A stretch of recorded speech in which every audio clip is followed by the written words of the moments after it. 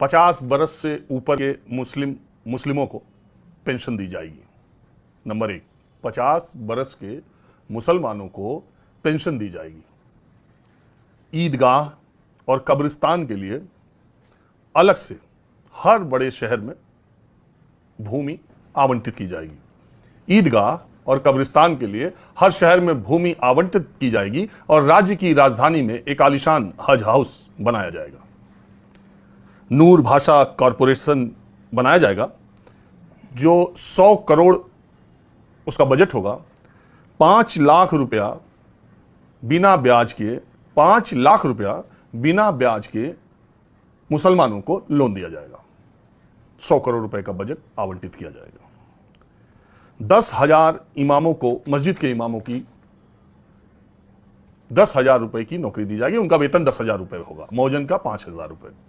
हर मस्जिद के इमाम को 10,000 रुपए की नौकरी दी जाएगी, उसका वेतन होगा। गवर्नमेंट जो क्वालिफाइड इमाम होंगे, जो पढ़े लिखे कह दीजिए या जो विद्वान इमाम होंगे, उनकी नियुक्ति गवर्नमेंट काजीज के तौर पर की जाएगी। 5,000 रुपए हर मस्जिद के रख रखाव के लिए हर महीने दिया जाएगा।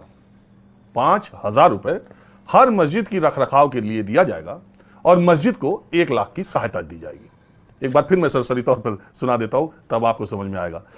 मुस्लिमों को 50 साल के ऊपर के मुसलमानों को पेंशन दी जाएगी। ईदगाह और कब्रिस्तान के लिए हर शहर में जमीन आवंटित होगी और राज्य की राजधानी में एक शानदार हज हाउस बनाया जाएगा। नूर भाषा कॉरपोरेशन बनाया जाएगा 100 करोड़ रुपए से और मुस्लिम फाइनेंस कमीशन के तौर पर कमीशन जो है वो 5 लाख रुपए का इंटरेस्ट फ्री लोन, ब्याज रहित ऋण मुसलमानों को दिया जाएगा। 10,000 रुपए इमाम की और वेतन होगा। 10,000 रुपए इमाम की सैलरी होगी, मौजन का 5,000 रुपए सैलरी होगी। और जो क्वालिफाइड इमाम होंगे उनको गवर्नमेंट काजी के तौर पर सरकार में नियुक्त किया जाएगा, सरकारी नौकरी दी जाएगी और 5,000 रुपए हर मस्जिद की देखरेख के लिए महीने में दिया जाएगा और 1 लाख रुपए मस्जिद को सहायता दी जाएगी। इसके अलावा जानते हैं क्या है? यह टीडीपी चंद्रबाबू नायडू का चुनावी घोषणा पत्र है जो अभी अभी हुए चुनाव में उन्होंने आंध्र प्रदेश की सरकार के साथ, आंध्र प्रदेश की जनता के साथ लिखित वायदा किया है। क्योंकि भारतीय जनता पार्टी भी उनके साथ थी, पवन कल्याण भी उनके साथ थे, तो ज्वाइंट मैनिफेस्टो में यह बात आई।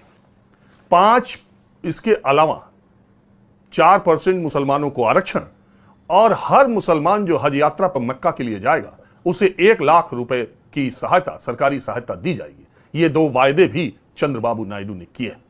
आपको मालूम है कि जब आंध्र प्रदेश और तेलंगाना अलग अलग नहीं था, एक राज्य था, तो वहां पर उर्दू विश्वविद्यालय और हज हाउस, शानदार हैदराबाद का हज हाउस है, आप देख लीजिए, वो भी टीडीपी की सरकार ने ही बनवाया था। चंद्रबाबू नायडू ये कहते हैं कि देश भर के जितने भी मुसलमान हैं उसमें हैदराबाद के मुसलमान सबसे ज्यादा आगे हैं और उसका श्रेय टीडीपी को जाता है। अब चंद्रबाबू नायडू एनडीए सरकार के हिस्सा होंगे, आंध्र प्रदेश में भी, और मोदी जिसके प्रधानमंत्री होंगे, मोदी सरकार तो नहीं, एनडीए सरकार के प्रधानमंत्री जिसमें नरेंद्र मोदी होंगे, उसमें चंद्रबाबू नायडू की बैसाखी पर यह सरकार चलेगी। और चंद्रबाबू नायडू ने आंध्र प्रदेश में 4% मुसलमान रिजर्वेशन का वायदा किया है और 1 लाख रुपए हज पर जाने वालों को दिया। और मैं फहरिस्त आपको बता दूं। अब सवाल उठता है कि इन चुनाव में, 2024 के लोकसभा चुनाव में, प्रधानमंत्री नरेंद्र मोदी, गृह मंत्री अमित शाह, खासकर इन 2 नेताओं ने पूरे देश के हर इलाकों में जाकर यह कहा कि दलितों, पिछड़ों का आरक्षण कांग्रेस या इंडी गठबंधन, अच्छा ये भी बड़ी मजेदार बात हुई, पूरे चुनाव के दौरान प्रधानमंत्री इंडी गठबंधन बोलते रहे, गृह मंत्री अमित शाह इंडी गठबंधन बोलते रहे। ये तो बात समझ में आती है कि उन्हें इंडी गठबंधन कहे, लेकिन इस देश के तमाम पत्रकार और मीडिया चैनल भी इंडी गठबंधन कहते थे। मैं दावे के साथ कह सकता हूं कि न्यूज़ 24 को छोड़कर सारे चैनलों ने तकरीबन पूरे समय इंडी गठबंधन चलाया। हमने हमेशा एक तरफ एनडीए, दूसरी तरफ इंडिया, व्यक्तिगत तौर पर भी और चैनल में भी, और कभी भी किसी भी कार्यक्रम में हम बोलते रहे इंडिया गठबंधन। उसमें सीधा सत्तर किया था कि एनडीए में नेशनल डेमोक्रेटिक अलायंस है और इंडिया में भी ए का मतलब अलायंस है। तो अगर आप एनडीए बोलते हैं तो आप इंडिया बोलिए, अगर आप, वैसे तो हम लोग एनडीए गठबंधन, इंडिया गठबंधन भी बोलते हैं,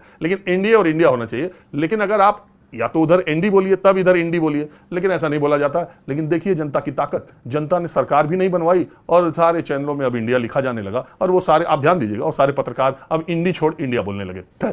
मैं दूसरी बात पे आ गया। तो प्रधानमंत्री मोदी और गृहमंत्री अमित शाह जब इंडी गठबंधन कहते थे तो ये कहते थे कि इनकी सरकार आएगी तो ये आपका मंगलसूत्र छीन करके जिनके ज्यादा बच्चे हैं यानी मुसलमानों में बांट देंगे, आपका दलितों का, पिछड़ों का आरक्षण लेकर के ये मुसलमानों में बांट देंगे, हम आए तो आरक्षण खत्म कर देंगे या हम होने नहीं देंगे, मुसलमानों को आरक्षण नहीं मिलना चाहिए। और वहीं पर चंद्रबाबू नायडू ने मैनिफेस्टो में आरक्षण वाली बात तो नहीं कही, लेकिन अपनी तमाम रैलियों और संवाददाता सम्मेलन, वो करते हैं संवाददाता सम्मेलन, वो पत्रकारों के सवालों का जवाब लेते हैं, तो उसमें उन्होंने ये बात कही कि हमारी सरकार बनी तो 4% मुसलमानों को आरक्षण देंगे। अब बताइए, चंद्रबाबू नायडू को भारतीय जनता पार्टी की कोई जरूरत नहीं है। आंध्र प्रदेश में उनको इतनी ज्यादा सीटें मिल चुकी हैं कि बीजेपी की उनकी कोई जरूरत नहीं है। चुनाव पूर्व गठबंधन हुआ है तो इसलिए सरकार में शामिल हो जाए बीजेपी, तो हो जाए और वो यहाँ मोदी सरकार में शामिल हो जाए, प्रधानमंत्री मोदी की एनडीए सरकार में शामिल हो जाए तो हो जाए, अन्यथा उनको आंध्र प्रदेश में बीजेपी की कहीं कोई जरूरत नहीं पड़ी। उनके सांसदों की संख्या भी 16 है। तो अब सवाल ये उठता है कि अगर चंद्रबाबू नायडू की सरकार में बीजेपी शामिल होती है और वो मुस्लिम आरक्षण लागू करने का फैसला करते हैं, तो क्या इस आधार पर बीजेपी उनके सरकार से निकल सकती है? और क्या राष्ट्रीय स्तर पर चंद्रबाबू नायडू से समर्थन लेने से इनकार कर सकती है? क्या ऐसा हो सकता है? और चंद्रबाबू नायडू अपने इस वायदे को कितना जल्दी पूरा करेंगे? अगर नहीं निकलती है तो इसका मतलब, मैं जो हमेशा बोलता हूं कि सत्ता का चरित्र एक होता है, चेहरे अलग अलग होते हैं। किसी भी तरीके से आप सत्ता में बने रहें, चुनाव के पहले जो बात कह रहे हैं, चुनाव के बाद वो बात बिल्कुल बदल जाती है, क्योंकि आपको सरकार में बने रहना है।